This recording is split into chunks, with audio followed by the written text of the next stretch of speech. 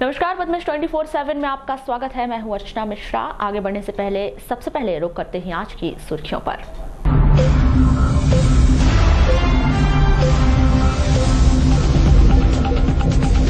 लोकसभा चुनाव को लेकर आयोग ने जारी की अधिसूचना। पहले दिन 25 लोगों ने लिए नाम निर्देशन पत्र।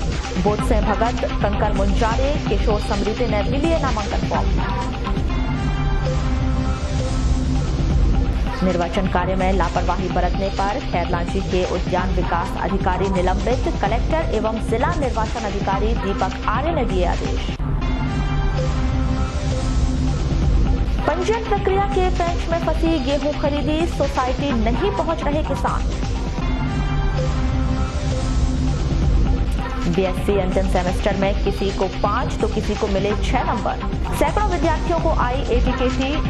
नाराज छात्राओं ने कहा आरडीवीवी कर रहा शिक्षा का व्यापार। सांसद बोध सिंह भगत ने नामांकन भरने का किया ऐलान। कहा दबाव में आकर काटी गई उनकी टिकट। और नायब तहसीलदार बालाघाट तहसीलदार लाल बर्रा को लोक सेवा गारंटी के तहत सेवाओं में लापरवाही बरतने पर कारण बताओ नोटिस जारी। और अब जानते हैं खबरें विस्तार से। लोकसभा चुनाव को लेकर मंगलवार को चुनाव आयोग ने प्रतिनिधि के निर्वाचन की अधिसूचना जारी कर दी है। अधिसूचना जारी होने के साथ ही प्रत्याशी नाम निर्देशन पत्र जमा कर सकते हैं। मंगलवार को पहले दिन कुल 25 लोगों ने नाम निर्देशन पत्र लिए हैं, जिसमें बोध सिंह भगत, कंकर मुंजारे, किशोर समृद्धि सहित अन्य नेताओं ने नामांकन पत्र प्राप्त किए।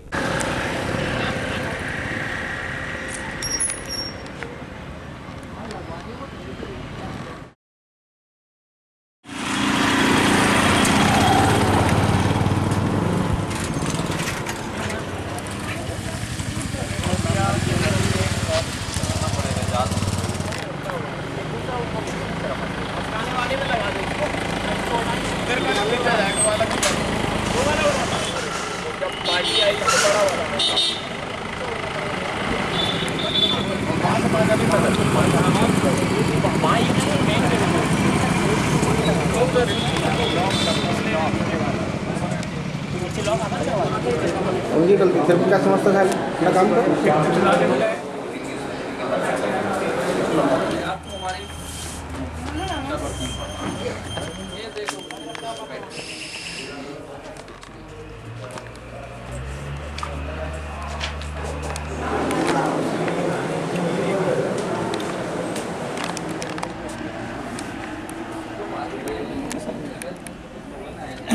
क्या सर ये नहीं है ना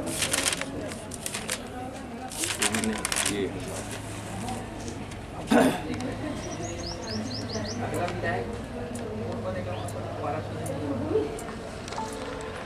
सोमवार को नगर के पुराने राम मंदिर में राम मंदिर ट्रस्ट के युवाओं की बैठक संपन्न हुई, जिसमें आगामी पर्व रामनवमी के अवसर पर निकाले जाने वाले ध्वज रैली के विषय में चर्चा की गई। इस संदर्भ में राम मंदिर ट्रस्ट के सचिव प्रमोद तिवारी ने बताया कि हर वर्ष की तरह इस वर्ष भी शोभा यात्रा निकाली जाएगी।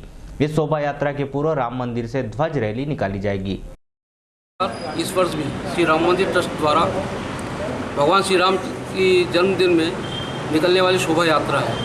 ये इसका 34वां वर्ष है और इस शोभा यात्रा को पूरे हिंदू संगठन के माध्यम से यहाँ के जितने भी धार्मिक संस्थाएं हैं, सामाजिक संस्थाएं हैं, उनका सबका सहयोग लेकर के इस शोभा यात्रा को भव्य रूप देने की कोशिश कर रहे हैं, प्रयास कर रहे हैं। और सभी को आमंत्रित किया गया था। हमारी 25 तारीख को मीटिंग हुई थी इस संबंध में। उसमें सबने अपनी सहमति दर्शाए थे और शोभा यात्रा में शामिल होने के लिए सबने अधिक से अधिक जन सहयोग करने का आश्वासन दिया है। इसी संबंध में 13 तारीख को निकलने वाली शोभा यात्रा के पहले पिछले वर्ष अनुसार इस वर्ष भी हम, क्योंकि आचार संहिता लगी हुई है और इन सब बातों को देखते हुए बहुत सामान्य रूप से ध्वजा रैली निकालने वाले हैं, जो हनुमान मंदिर से निकलेंगे और पूरा मुख्य मार्गों का भ्रमण करते हुए पुराने राम मंदिर में समाप्त। किसानों की समस्या को लेकर भाजपा के पदाधिकारियों ने जिला प्रशासन को ज्ञापन सौंपा। इस संदर्भ में भाजपा के पदाधिकारियों ने बताया कि प्रदेश के मुख्यमंत्री कमलनाथ के द्वारा कर्ज माफी का जो ऐलान किया गया था वह झूठा साबित हुआ है और किसान अपनी ही राशि के लिए बैंकों के चक्कर काट रहे हैं। वहीं उन्हें सूदखोरों से मजबूरी में ब्याज पर रकम लेनी पड़ रही है। हमारी मांग है कि किसानों से जुड़ी समस्याओं का त्वरित निराकरण किया जाए। बेचारों को सूद खोरों से देना पड़ता है, उसको जल्दी से जल्दी उनको दिला देते हैं। और अपनी पूर्व सरकार में सर जो खाद और बीज में सब्सिडी 10% मिलती थी, कैश सब्सिडी, यानी जितना वो बैंक से पैसा लेते थे उसमें भी 10% का उनको अनुदान मिलता था, वो अनुदान मिलना भी बंद हो गया। ऐसी बहुत सारी योजनाएं जिसके कोई आदेश नहीं आए बैंकों में, उसके भी पैसे बैंक वाले पाला पड़ा, उसका सर्वे ठीक ढंग से अभी तक नहीं होता है, जो कि तुरंत हो जाता है जब भी उसका सही हो गया। नहीं, आसपास के क्षेत्र में रह गया नहीं, ये अपने नवेगांव, टंगी, बुरी, बालाघाट से लगा ही सोसाइटियों से पैसा जल्दी मिल जाए सर। सर अभी हमें किसान ऐसे हैं कि जिनके खातों में जहाँ दिसंबर में नवंबर में डाल देते अभी तक, क्योंकि शादी ब्याह का और पढ़ाई लिखाई का समय सर समस्या तो है, लेकिन अब हो जाएगा, ठीक है ना। हाँ, बस यही बात। हमारा भारतीय जनता पार्टी का प्रतिनिधि मंडल हमारे जिला कलेक्टर साहब से मिलकर किसानों के हित में जो आज किसान सबसे मूल समस्या से जो जूझ रहा है, उसकी बेची गई उपज का मूल्य आज उसे मिल नहीं पा रहा है, उसे सूदखोरों से ब्याज पे लेने पे हमारे किसान को मजबूर होना पड़ रहा है। और भी ऐसी कई समस्याएं किसानों की, जैसे अभी ओला पाला पड़ा, उसका सही तरीके से सर्वे नहीं हो रहा है। और जहां 2 लाख कर्ज माफ़ी की जो घोषणा सरकार ने करी, किसी प्रकार की कर्ज माफ़ी नहीं हो रही है। और आज उस किसान ने अपना लिया हुआ कर्जा नहीं पटाया, 1 अप्रैल से उसे 18% ब्याज बैंक को देना होगा, जो बैंक का मीटर आज से घूमना चालू हो गया। ऐसी कई, और कहीं भी किसान को भ्रमित रखा जा रहा है, उसे स्पष्ट कुछ भी नहीं बताया जा रहा है।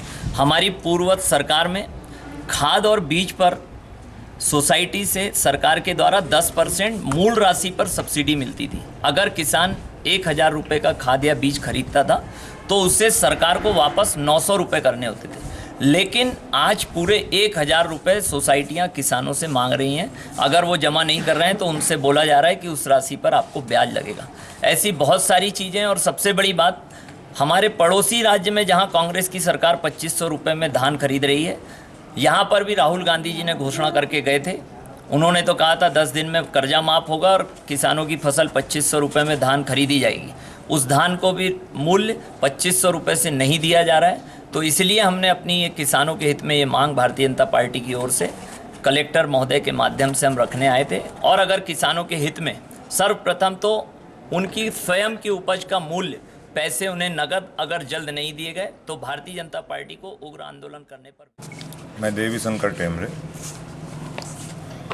वर्तमान में किसानों ने जो 3 महीने पहले से जो अपनी उपज बेची है, उस उपज का अभी तक किसानों को भुगतान नहीं होना, ये सबसे बड़ी समस्या है। आज किसानों के सामने अपने बच्चों के शादी विवाह के कार्यक्रम है और बैंकों में दिन भर रहने के बाद 10,000 15,000 रुपये दिया जाता है। ये सबसे बड़ी दुख की बात है। किसान बहुत पीड़ित है, दुखी है और किसान अब रोड पे आने तैयार हो चुका है। अगर जिला प्रशासन द्वारा किसानों के हित में कोई निर्णय नहीं लिया जाएगा तो निश्चित रूप से किसान उग्र आंदोलन करने के लिए मजबूर होंगे। बैयर क्षेत्र के अंतर्गत ग्राम गढ़ी में मोटरसाइकिल अनियंत्रित होकर रोड किनारे लगे बोर्ड से टकरा गई। इस हादसे में 22 वर्षीय युवक हेमराज यादव निवासी ग्राम लपटी घायल हो गया, जिसे उपचार के लिए जिला अस्पताल में भर्ती किया गया है।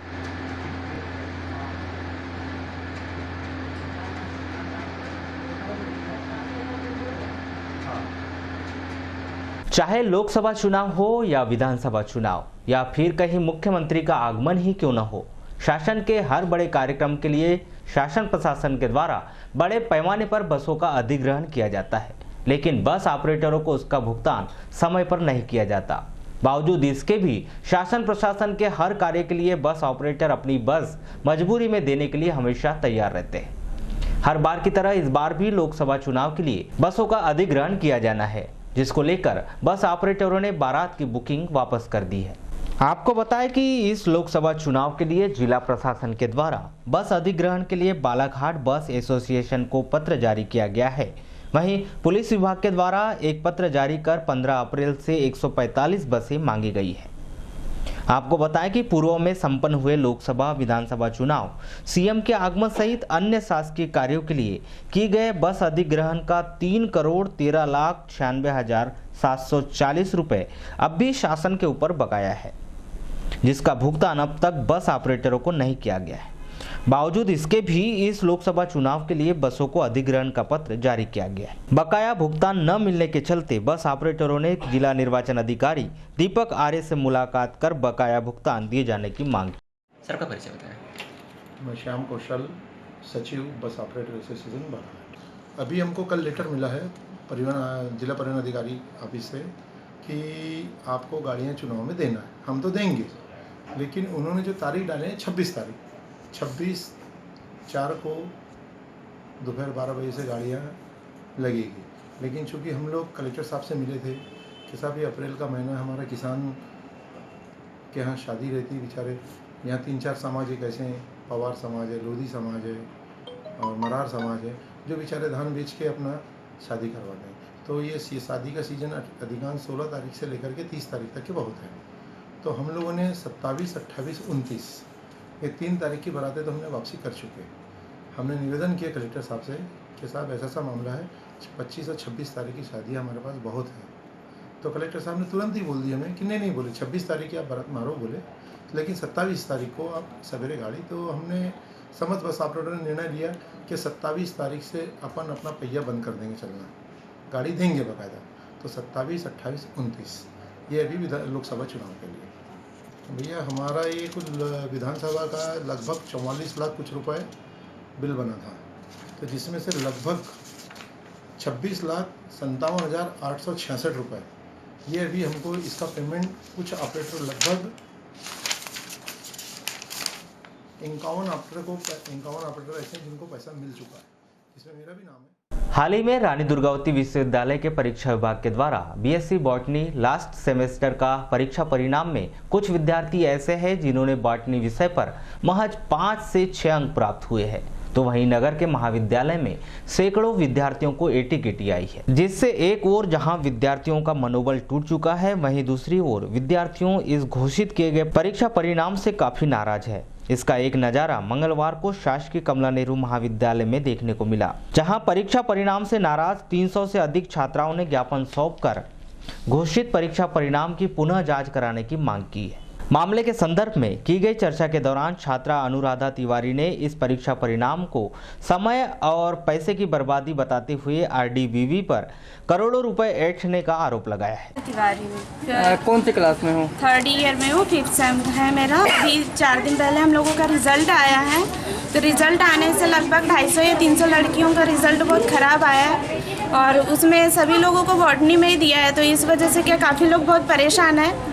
जो नहीं कर सकते वो तो खैर चुप है, बाकी करना क्या है, आरडीबी भी ऐसा कर रही है तो फिर बाकी बोलने की कोई बात ही नहीं है। इसके पहले भी ऐसा कभी हो चुका है क्या? हाँ, इससे पहले तो हमेशा होता है, बाकी करें कुछ नहीं है, लेकिन इस बार कुछ ज़्यादा ही हो गया। कैसा कि अगर 1st सेम से लेकर 4th सेम तक अगर दे दी तो बात कोई और है, लेकिन अभी लास्ट सेम है। अगर आगे सबकी अलग अलग कुछ करने की इच्छा रहती है, जैसे अभी 5th सेम में दे दिया, 5th सेम की एग्ज़ाम अब सीधे 1 साल बाद होगी। अब 1 साल तो हमको खाली बैठना पड़ेगा ना, हम कुछ नहीं कर सकते हैं आगे अगर कुछ करना चाहिए। पैसा और समय दोनों बर्बादी है। वो दोनों बर्बाद है। फिर ब्लेम घर वाले हम पे दिया जाता है कि कैसी पढ़ाई करते हैं, क्या किया जाता है, नहीं सब है ना। अब घर वालों को हम कुछ बोल भी नहीं सकते। गलती किसकी मानते हैं? आरडीबीवी पे पूरा ब्लेम डालना चाहूँगी मैं। कुछ लड़कियों को 5-6 नंबर दिया है। आप सोच सकते हैं कि 5-6 नंबर का क्या बना सकते हैं, आप देख सकते हो। तो अभी ये सब गलतियों ने जो सब लड़कियों ने अभी क्या ज्ञापन सौंपे हैं, कैसा क्या क्या कर रहे हैं, क्या कुलपति के पास लेटर पहुँचा रहे हैं? वहीं प्रदेश महिला कांग्रेस महासचिव विद्या परिहार ने एटी के माध्यम से शिक्षा का व्यापार करने की बात कही है। आज यहाँ शासकीय कमला नेहरू महाविद्यालय में एक गंभीर समस्या है, जिसमें छात्राओं का मुझे अभी फ़ोन आया था कि करीबन 250-300 लड़कियाँ बीएससी बॉटनी 5th सेमेस्टर की लड़कियों का सेमेस्टर रुका हुआ है। इनमें हमारी ये मांग है बच्चियों की तरफ से कि इनकी रिजल्ट की पुनः जाँच करवाई जाए, जिससे बच्चियों का भविष्य सुरक्षित हो और आगे के सेमेस्टर में वह प्रवेश ले पाएँ।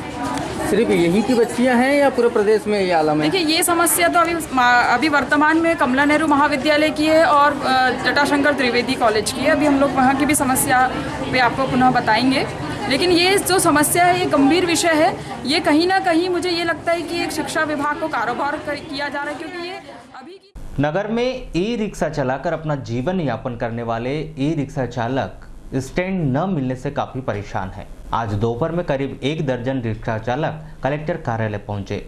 जहां उन्होंने जिला प्रशासन को ज्ञापन सौंपकर नगर में उन्हें स्टैंड के लिए स्थान मुहैया कराने की मांग की। कलेक्टर कार्यालय पहुंचे ई रिक्शा चालक नंद किशोर ने बताया कि नगर में उनके लिए स्टैंड नहीं होने से उनका व्यवसाय बहुत प्रभावित हो रहा है। ऐसा ही रहा तो वे न तो ई रिक्शा की किस्त पटा पाएंगे न ही पालन पोषण कर पाएंगे। अच्छा, आज कलेक्टर साहब तो मिलने के लिए आए थे, क्यों आए थे आपको? ज्ञापन सौंपने आए थे। हमको परेशानी है, हमारे को कहीं से भी स्टैंड नहीं मिल रहा। हमको रोड के आजू बाजू में खड़े नहीं रहने देते। भाई लोगों को बहुत तकलीफ जाती है जितने ई रिक्शे वाले हैं, और हमको धंधा पानी होता नहीं है। और इसके अलावा जब ये धंधा नहीं होगा हमारा तो हम ये रिक्शा का किस्त कैसे पटाएंगे अपने और अपना खर्च, अपने बीवी बच्चों का खर्चा। अच्छा, कौन खड़े रहने नहीं देता आप लोग को? कोई भी मैडम खड़ी नहीं रहती। स्टैंड में जाओ, रेलवे स्टेशन जाओ तो रेलवे के ऑटो वाले खड़े नहीं रहने देते। हमको बाहर मजबूरी में खड़ा रहना पड़ता है। तो क्या चाहते हैं आप लोग? हम लोग चाहते हैं कि हमको एक स्टैंड ऐसा मिलना चाहिए, नियुक्त होना चाहिए जहाँ हमको परेशानी ना हो। हमारे भाई जाएँ तो वहाँ खड़े रहे, हम उधर से इधर स्टैंड में आए। बस स्टैंड में तो हमको यहाँ भी एक स्टैंड होना चाहिए जो नगर पालिका के सामने है, खाली जगह है, वहाँ हमको मिलना चाहिए।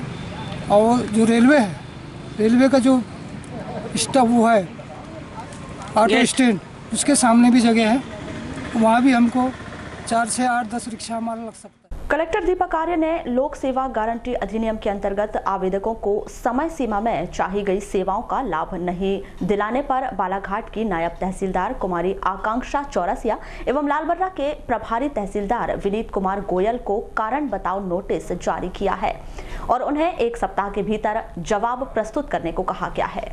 वर्तमान सांसद बोध सिंह भगत ने बालाघाट सिवनी संसदीय क्षेत्र से लोकसभा प्रत्याशी के लिए नामांकन फॉर्म भरने का ऐलान कर दिया है। आज उन्होंने नामांकन फॉर्म लिया है जिसे वे जल्द ही दाखिल करेंगे। आपको बता दें कि पूर्व में सांसद श्री भगत को भाजपा प्रत्याशी के तौर पर टिकट मिलना तय माना जा रहा था, लेकिन पूर्व मंत्री ढाल सिंह बिसेन को टिकट मिली। इसको लेकर गत दिवस भाजपा कार्यकर्ताओं ने जिला भाजपा कार्यालय में जमकर विरोध प्रदर्शन किया। मंगलवार को सांसद श्री भगत बालाघाट पहुंचे, जिन्होंने नामांकन फॉर्म लिया और अधिवक्ता से नामांकन फॉर्म के संबंध में जानकारी ली। इसके बाद वे जिला भाजपा कार्यालय भी पहुंचे, जहां उन्होंने पार्टी पदाधिकारियों के साथ चर्चा की।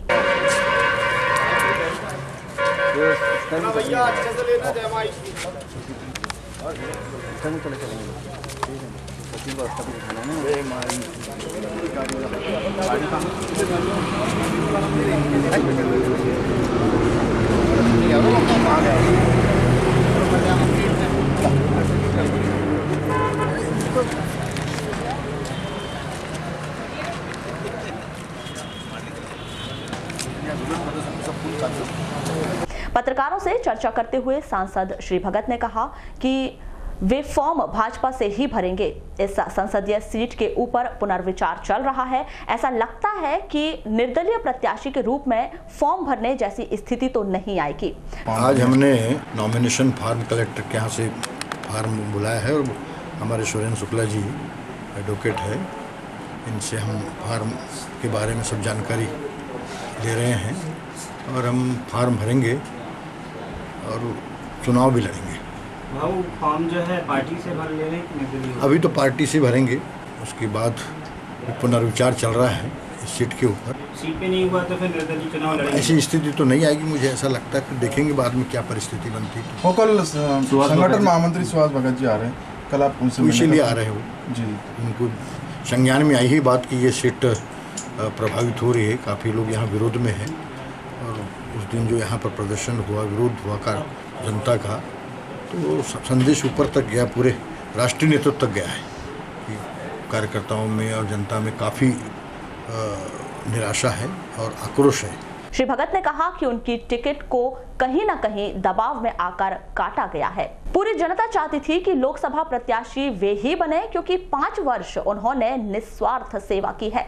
श्री भगत ने कहा कि भाजपा में 2 गुट नहीं है, पूरी भाजपा एक है, सिर्फ एक व्यक्ति अपनी मोनोपोली चला रहा है। कहीं ना कहीं दबाव में आके टिकट काटी गई है। क्या लगता है किसका दबाव होगा, कौन लोग है, क्या है?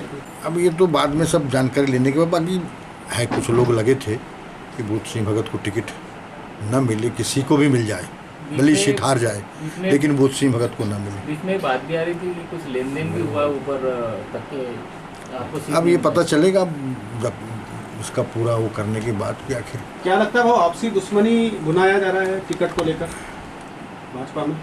अब ये हमारी तो कोई किसी से दुश्मनी नहीं है, कहीं की नीतिगत विरोध है।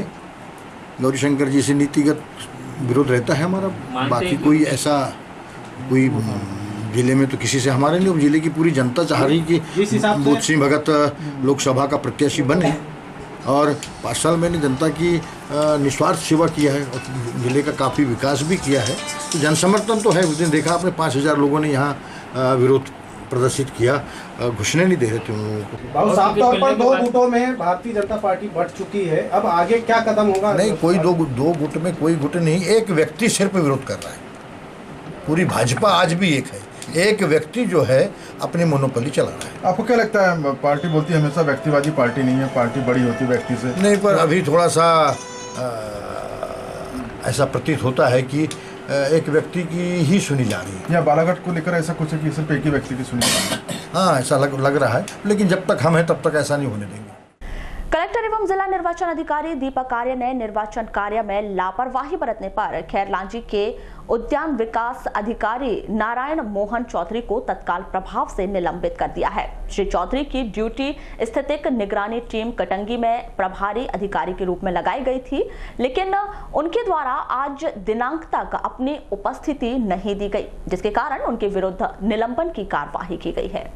किसानों को उनकी उपज का सही मूल्य दिलाने के लिए शासन के द्वारा समर्थन मूल्य पर किसानों की गेहूं की फसल सोसाइटी के माध्यम से खरीदी जा रही है। यह प्रक्रिया पिछले मार्च माह से आरंभ की गई है, लेकिन अब तक सोसाइटियों में किसान अपनी फसल लेकर नहीं पहुंचे हैं। वहीं जिन किसानों को सोसाइटी से SMS के माध्यम से जानकारी प्राप्त हुई है, उन्हें भी सोसाइटी के द्वारा तय वक्त दिया गया है। नगर के मोती नगर स्थित सोसाइटी में अब तक 2 सैकड़ा किसानों ने पंजीयन करवाया है, लेकिन पंजीयन प्रक्रिया के बाद एक भी किसान अपनी फसल लेकर सोसाइटी नहीं पहुंच पाया है। इस संदर्भ में सोसाइटी में पदस्थ लिपिक राम दुलारे खजरे ने पद्मेश न्यूज से चर्चा के दौरान बताया कि सोसाइटी में अब तक 212 पंजीयन हो चुके हैं, पर कोई भी किसान अपनी फसल लेकर नहीं पहुंचा। कोई किसान अभी तक कोई किसान बेचने के नाम से भी कोई आया नहीं। हम तो खरीदने के लिए तैयार हैं, बिल्कुल बोरे वोरे काटे वाटे सीधी सब है ना। अभी तैयारी पूरी तैयारी, अभी कोई किसान आया नहीं। कारण क्या है, क्यों नहीं पहुँच पा रहे हैं? हो सकता है उनका मिसाई नहीं हो, कटाई नहीं हो, जो भी है उनकी समस्या, लेकिन अभी कोई हमारे पास आया नहीं गेहूँ। अच्छा, पंजीयन प्रक्रिया होगी? पंजीयन प्रक्रिया। कितने पंजीयन है हमारे यहाँ? कुल 212 पंजीयन। 212, यानी क्या लगता है कब से आएगी? ये लोग अब 10-15 तारीख के बाद ही आएंगे। वहीं वारासुनी कटंगटोला निवासी कृषक कुंवरलाल ठाकरे ने बताया कि 15 दिनों के बाद पंजीयन प्रक्रिया पुनः आरंभ हुई है, जिससे दिक्कत हो रही है। क्या है कि अभी पंजीयन विधिवत होते रहा, जो 14 मार्च तक के था, 14 मार्च को किसानों ने आवेदन किए, उसके बाद क्या अभी ऊपर से ही पोर्टल बंद हो गया था। पोर्टल चालू हो गया, अब पंजीयन होना चालू हुई है। 500 फार्म लगभग है वारासुनी ब्लॉक में। तो पंजीयन चालू हो रहा है। तो आज से स्टार्ट हुआ है? हाँ, आज से स्टार्ट हुआ है। तो मेरा मानना है कि पूरा के अभी किसान ने जितने आवेदन दिए हैं सभी का पंजीयन हो जाएगा और गेहूँ खरीदी चालू हो जाएगा। क्या लगता है कब तक चालू हो पाएगी? उन्हें 2 दिन का समय दिए हैं, 2 दिन में बोले चालू हो जाएगा। आज भी लाओगे तो बोले हो जाएगा, कोई दिक्कत है ही नहीं है। तो आज से स्टार्ट हुआ है फिर? हाँ, पंजीयन चालू हो गया है। कितने दिनों तक बंद रहा है ये? करीब 12 ही दिन समझ लो। 12 दिन। कोई किसी प्रकार की दिक्कत हुई नहीं? कोई किसी प्रकार की दिक्कत नहीं, योजना अच्छी है। इस संदर्भ में कृषि विभाग के उप संचालक राजेश त्रिपाठी ने क्या कहा, आइए जानते हैं। अभी 25 तारीख से शासन ने गेहूं उपार्जन के लिए किसानों के लिए हम लोगों को बोला है। लगभग ज़िले में 8000 से अधिक किसानों ने पंजीयन कराया है। और अभी तो चूँकि बालाघाट जिला धान के बाद गेहूं लेते हैं लोग, तो थोड़ा लेट रहता है। हमको लगता है हमारे ज़िले में 5 अप्रैल से 10 अप्रैल के बीच में गेहूं आना चालू होगा। अभी गेहूं आना चालू नहीं हुआ। अभी चने की कटाई तेज़ी से चालू हो रही है, तो चना हमको आगे अगले हफ्ते से खरीदी चालू हो जाएगी। यानी अप्रैल के फर्स्ट वीक में चना आना चालू हो जाएगा, सेकेंड वीक में गेहूँ आना चालू हो जाएगा। और किसानों को विधिवत हम लोग हर समिति स्तर पे जानकारी उपलब्ध करा रहे हैं कि खरीदी केंद्र कहाँ पे है, कब उनको ले आना है। उनको बाकायदा इसके लिए सॉफ्टवेयर के माध्यम से SMS भी किया जाएगा और पर फिलहाल अगर कोई किसान अभी जिसका गेहूँ अगर तैयार हो गया है तो वो स्वतंत्र हैं, वो आके सोसाइटी स्तर पे अपना जो खरीदी केंद्र है वहाँ पे बिक्री कर सकते हैं। जिले में आगामी लोकसभा चुनाव को मद्देनजर रखते हुए जिला निर्वाचन अधिकारी के निर्देश के अनुसार जिला मुख्यालय सहित समस्त क्षेत्रों में मतदाताओं को चुनाव में 100% मतदान किए जाने के उद्देश्य से विभिन्न गतिविधियां कराई जा रही है। इसी अभियान के तहत नगर के जनपद पंचायत सभागार में दिव्यांग मतदाता जागरूकता कार्यक्रम का आयोजन किया गया, जिसमें मतदाता जागरूकता की तर्ज पर संगीत के माध्यम से दिव्यांग मतदाताओं को सर्वाधिक प्रतिशत मतदान करने के लिए प्रेरित किया गया। वहीं इस कार्यक्रम में जनपद सीईओ अरविंद डांभोर सहित अन्य अधिकारी मौजूद रहे।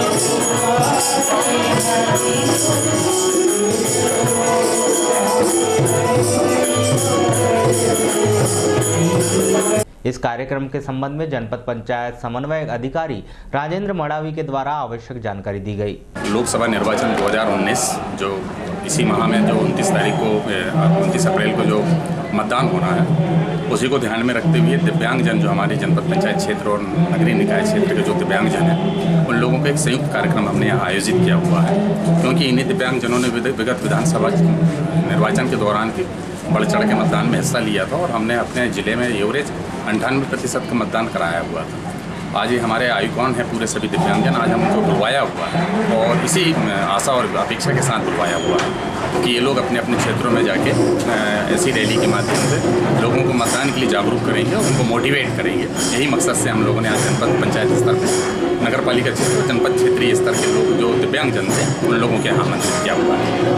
कोतवाली क्षेत्र अंतर्गत ग्राम खैरी निवासी एक महिला ने अपने पति और ससुर के खिलाफ चरित्र संदेह को लेकर शारीरिक एवं मानसिक रूप से प्रताड़ित कर मारपीट करने का आरोप लगाया है। प्रभा पगरवार द्वारा की गई रिपोर्ट पर कोतवाली पुलिस ने उनके पति सनत पगरवार, ससुर भजनलाल पगरवार के खिलाफ मामला कायम कर जांच शुरू की है। तिरोड़ी थाना अंतर्गत ग्राम कुड़वा में 22 वर्षीय लड़की रविता चौधरी की गला घोंटकर हत्या कर दी गई, जिसका शव ग्राम के समीप खेत में पानी से भरे गड्ढे में बरामद किया गया। 29 एवं 30 मार्च की दरमियानी रात इस वारदात को अज्ञात आरोपी ने अंजाम दिया।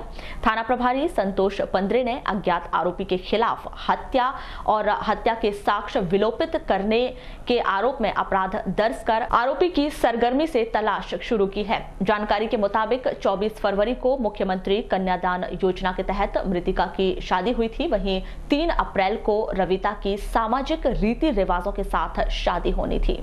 वारासिवनी नगर के गंगोत्री कॉलोनी SBI बैंक के पास स्थित doctor S Radhakrishnan computer college में बीती रात अज्ञात चोरों ने कॉलेज के आवश्यक दस्तावेज एवं नगद करीब 34,000 रुपए चोरी कर फरार हो गए। प्राप्त जानकारी के अनुसार doctor S Radhakrishnan computer college के संचालक विनय गोयल शाम 7 बजे कॉलेज बंद कर घर चले गए थे। मंगलवार की सुबह जब कॉलेज का कर्मचारी कॉलेज खोलने पहुंचा तो चोरी की जानकारी प्राप्त हुई, जिसके बाद इस घटना की सूचना पुलिस को दी गई। पुलिस ने मौके पर पहुंचकर आवश्यक कार्यवाही की। वहीं चोरों ने लॉकर में रखे आवश्यक दस्तावेजों के साथ छेड़छाड़ करने के साथ ही एक आगाह पत्र भी छोड़ा है, ऐसी जानकारी प्राप्त हुई है। पत्र में क्या लिखा है इसकी पुष्टि नहीं हो पाई है।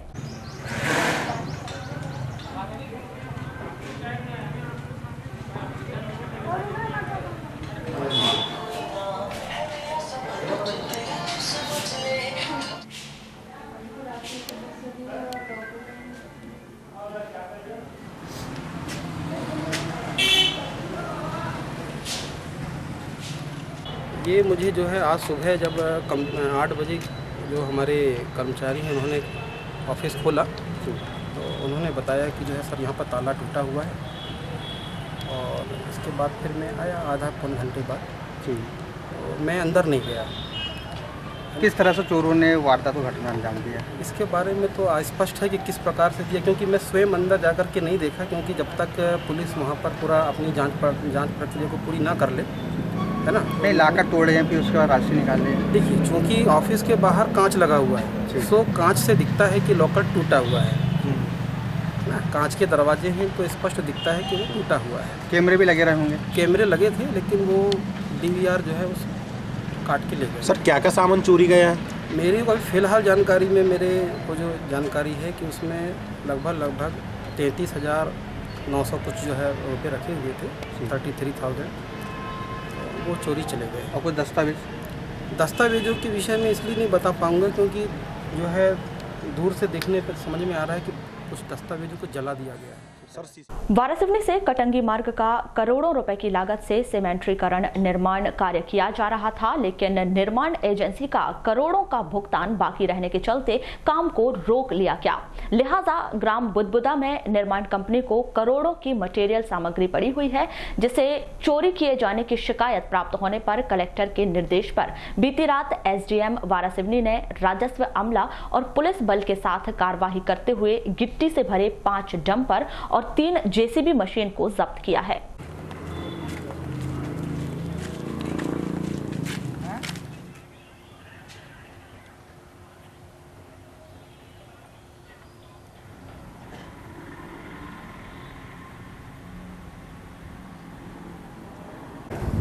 सर रात्रि में कोई अवैध परिवहन हो रहा था, उस पर कार्रवाई की, क्या मामला है? सूचना मिली थी कि जो कटंगी रोड है अपना वारासिवनी कटंगी रोड बुदबुदा के पास जो गिट्टी का डंप पड़ा हुआ था, वहाँ से कुछ लोग गिट्टी निकाल के ले जा रहे थे।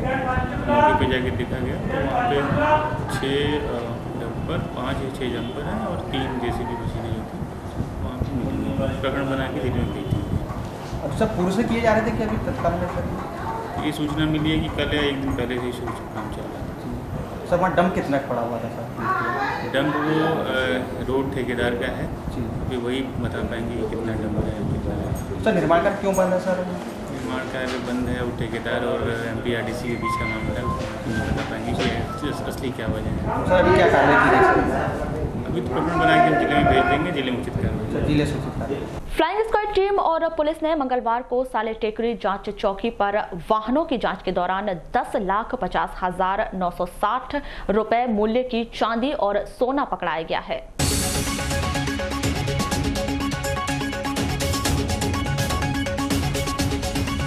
आगामी लोकसभा चुनाव में 100% मतदान करवाने के लिए जनपद पंचायत वारासिवनी द्वारा स्वीप प्लान के तहत मंगलवार को जनपद पंचायत परिसर से बाइक रैली निकालकर मतदाताओं को मतदान के प्रति जागरूक किया गया। इस अवसर पर SDM रोशन कुमार सिंह ने पंचायत सचिव, रोजगार सहायक एवं अधिकारियों को निष्पक्ष मतदान करने की शपथ दिलवाई।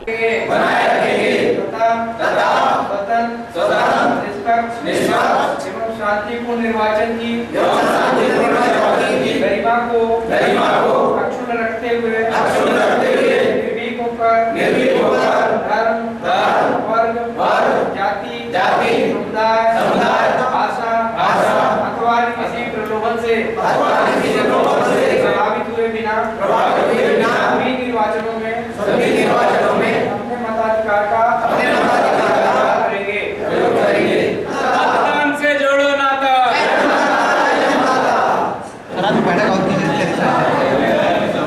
आज बैठक 2 सिलसिले में है। तो पहला कि आज निर्वाचन की अधिसूचना जारी हुई है, प्रकाशन चुनाव की। हर पंचायत की सूचना पटल पर इसका प्रकाशन हुआ है। इस संदर्भ में सारे सचिवों को बुलाया गया है कि सूचना प्राप्त करें और अपनी पंचायतों में इसको चस्पा करें। इसकी एक बैठक बुलाई गई है। साथ में निर्वाचन को लेकर जो मतदान केंद्र की तैयारियाँ उसको समीक्षा कर रहे हैं कि क्या क्या काम हो गया है। अब चूँकि डेट आ गई है, समय आ गया है, तो हमें अब दीवार लेखन करवाना है, मतदान केंद्र को विवरण लिखवाना पड़ेगा। इसके अलावा भोजन की व्यवस्था, छाया, पानी, बिजली, शौचालय। सर दीवार लेखन में क्या लिखवाना? लोकसभा निर्वाचन के बारे में कि मतदान केंद्र क्रमांक क्या है, कितने मतदाता इसमें हुए, किन किन वार्डों के लोग आएंगे इसमें। इसके अलावा महिला पुरुष की कितनी संख्या है, मतदान कब से कब होगा, चस्पा करने से निर्देश उसमें क्या लिखा? उसमें कुछ नहीं, जिला निर्वाचन अधिकारी जो हैं कलेक्टर साहब, वो ज़िले के लिए जो है रिटर्निंग ऑफिसर, वो एक सूचना प्रकाशित करते हैं कि चुनाव की जो तिथि तय हुई है और कब से कब उनको नामांकन लिया जाना है, समय क्या रहेगा, कितने बजे लोग नामांकन भर सकते हैं। ये कुल मिला के एक घोषणा है कि चुनाव की प्रक्रिया आज से शुरू है। सर, ये पूरी कार्रवाई जिले स्तर से होगी। बुलेटिन के अंत में एक बार फिर नजर डालते हैं आज के हेडलाइंस पर।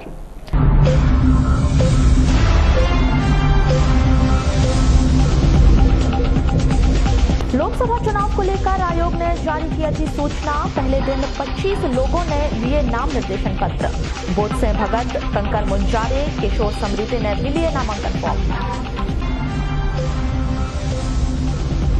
निर्वाचन कार्य में लापरवाही बरतने पर खैरलांची के उद्यान विकास अधिकारी निलंबित। कलेक्टर एवं जिला निर्वाचन अधिकारी दीपक आर्य ने दिए आदेश।